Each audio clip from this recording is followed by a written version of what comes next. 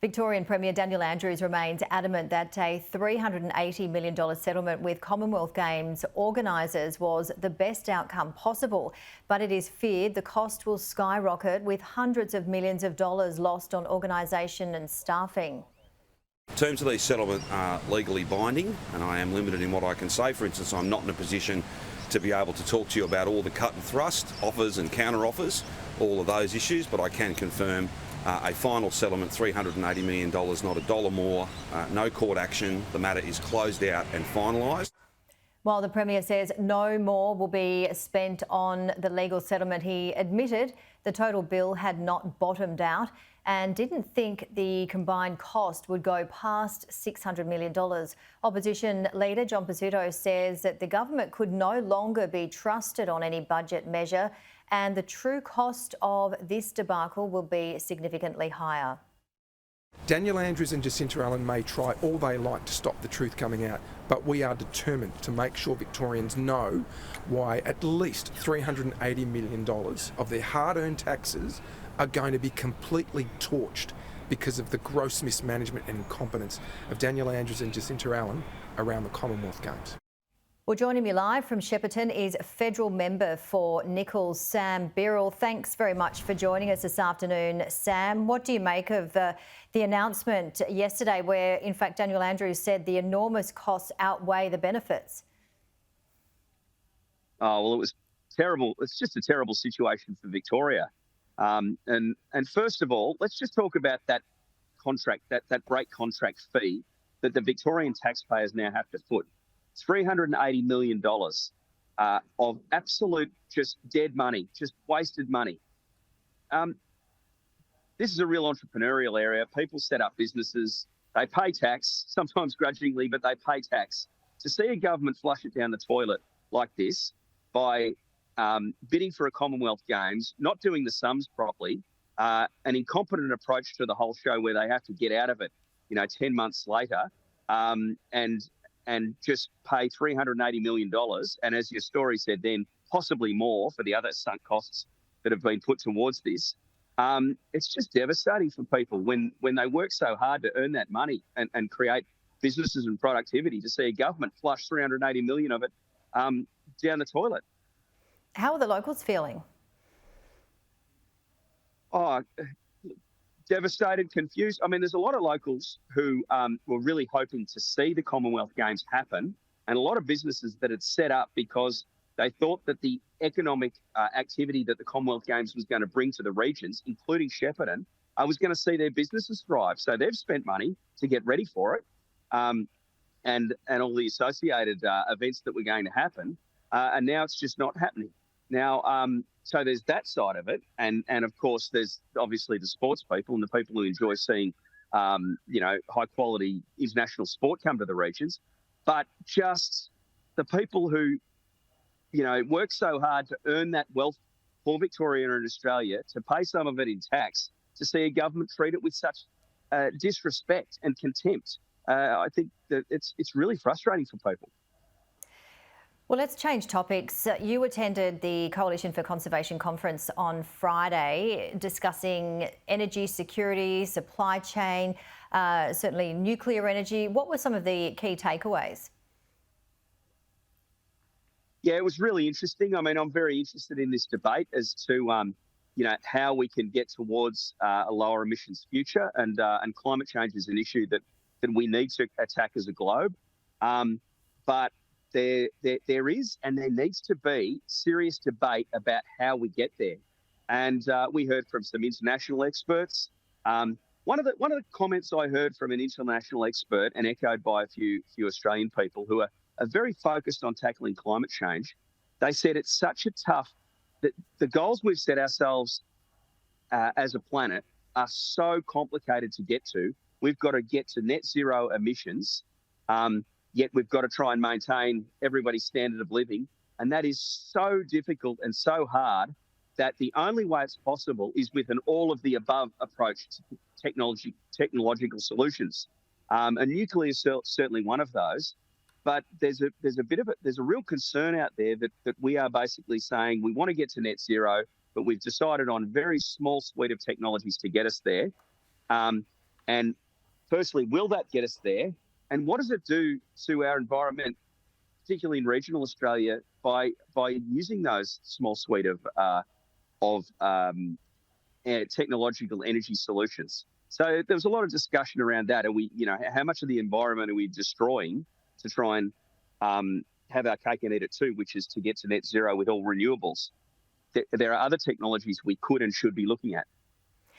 Yeah, it's interesting, isn't it? Because we're looking at whether we should look to overturn the ban on nuclear that was implemented here in Australia in 1998. There's certainly that talk. And then you look at overseas, Ottawa, for example, have just approved approximately $74 million in federal funding for a small modular reactor in Saskatoon, Canada, but they're going to make that final decision by 2029. And, there's talk of what's happening with more small modular reactors in the US. Reports Russia and China account for close to 70% of reactors. So it's certainly that debate. And again, what you've said, one that perhaps should be at least looked at.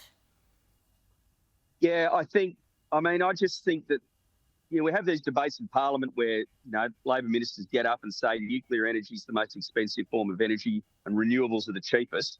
Well, I'm certainly pro-renewables, but that comment that renewables are the cheapest is based on a report that doesn't include the transmission line infrastructure as part of the overall cost, which is some very creative accounting.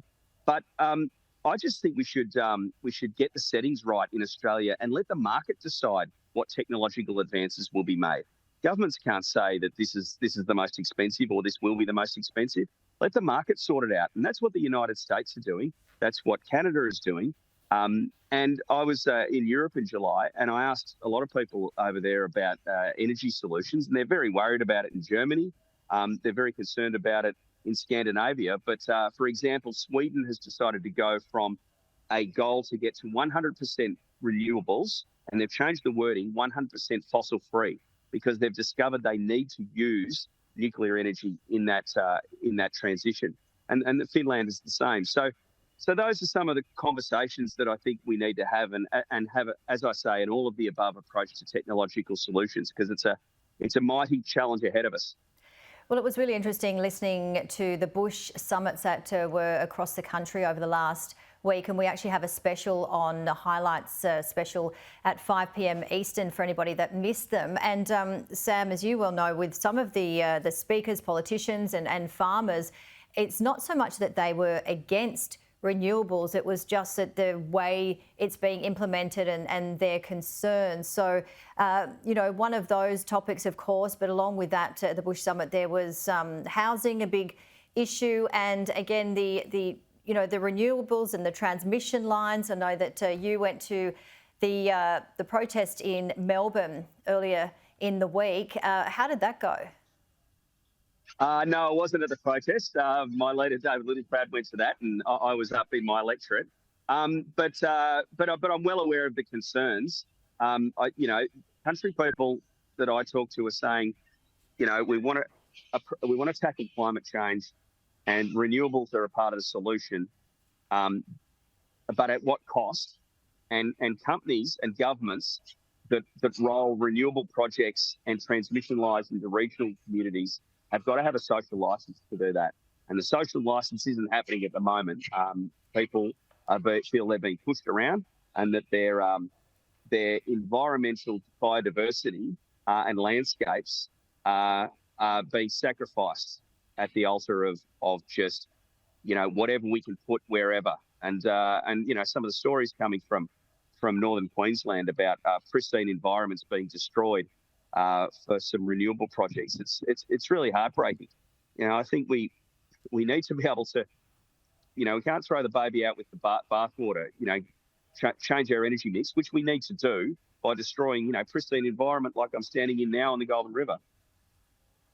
Yeah, well, it's a beautiful backdrop there, and sorry about that. You weren't at the protest, but you were in Shepparton, and what you have been doing for a long time is Sam on the Street. Tell us about that, because another thing that a lot of people were talking about at this Bush Summit is a lot of people in the regions feel like they are second rate and they're not being listened to, but Sam on the Street listens. Well, as you know, I'm a new politician. I came in last year in the May election. I'm learning a lot, obviously, and I'm really keen to engage with my electorate and make sure that people feel really comfortable talking to me about any issue. So we do Sam on the street, whereby we advertise that I'm going to be in a park in either in one of the cities like Shepparton or one of the smaller towns, and that people can come up and discuss any issue with me. And it's been really interesting. Some people just want to come for a chat. Some people want to know a little bit more about politics. Some people want to know whether they think I'm a trustworthy politician, and some people might think I am, and some people might have a different view. But I just want to be really accessible to people because I'm their representative in Canberra. And you're right, there is a feeling, particularly in regions at the moment, with a number of the decisions are being made, and some examples of transmission lines, water buybacks, hardwood timber and Gippsland, where people who live out in regions think that metropolitan-focused governments do not give a stuff about them, and that they are collateral damage on some missions to appease some people who live, quite frankly, in some very dense, a long way from nature and wealthy electorates in cities. So I really want to hear from people and people who disagree with me. We get a lot of that too. So I can, when I speak in Canberra, I can do it with more authority of being engaged with my community.